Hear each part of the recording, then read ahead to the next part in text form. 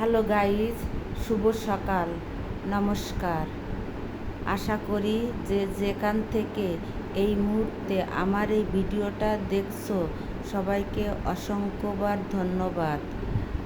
সবাই ভালো আছো, সুস্থ আছো। আজ আমি রান্না করব খাসির মাংস।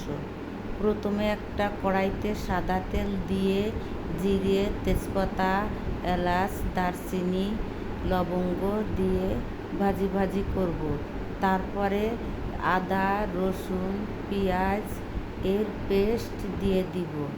দিয়ে ভালো করে নাড়াচাড়া করতে হবে যাতে মশলা পুড়ে না যায় এবং মশলা ভালোভাবে ভাজা হয়। কাঁচা মশলার ভিতর মাংস দিলে মাংসটা রান্না ভালো হয় না, খেতেও সুস্বাদু হয় না।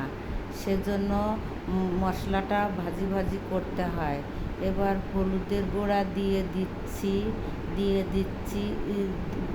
সে মরিচের গুঁড়া দিয়ে দিচ্ছি, জিরার গুঁড়া আবার দিয়ে দিচ্ছি, ধনিয়া গুঁড়া।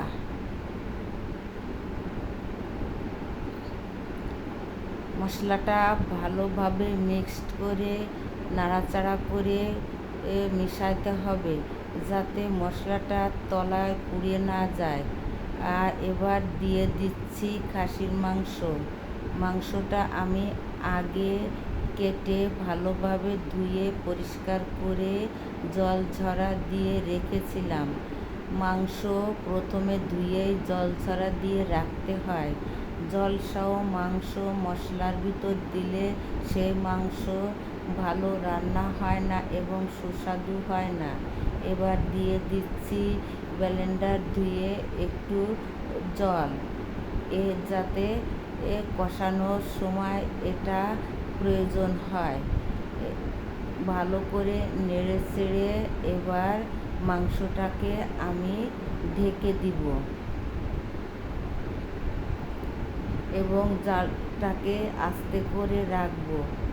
খাসির মাংসর মধ্যে যদি আস্ত রসুন দেয়া হয় তাহলে সেই মাংস খেতে খুব সুস্বাদু হয় এবং খাওয়ার সময় ভাতের সাথে এই রসুনটা খেতে খুবই মজা এবং সুস্বাদু।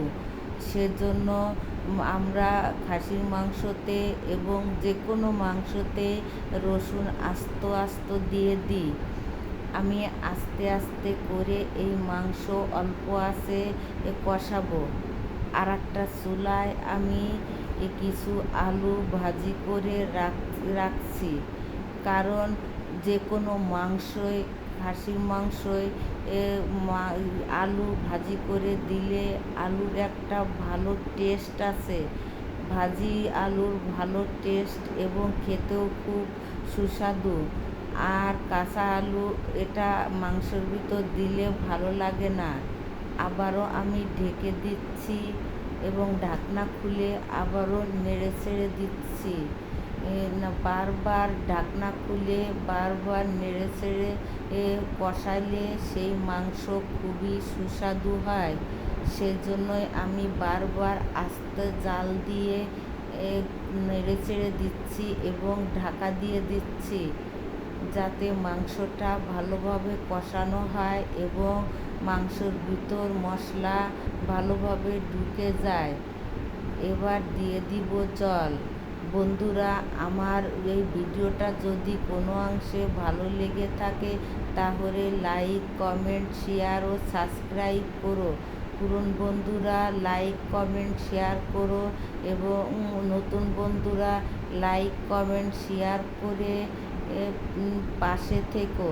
এবার আমার মাংসটা হয়ে গিয়েছে, আমি নামিয়ে রেখেছি। দেখতে কত সুন্দর দেখা যাচ্ছে বন্ধুরা, যেমন সুন্দর খেতেও তেমন সুস্বাদু লাগবে। এখানে শেষ করছি, আবার দেখা হবে অন্য কোনো ভিডিওয়। আবার দেখা হবে অন্য কোনো ভিডিওয়।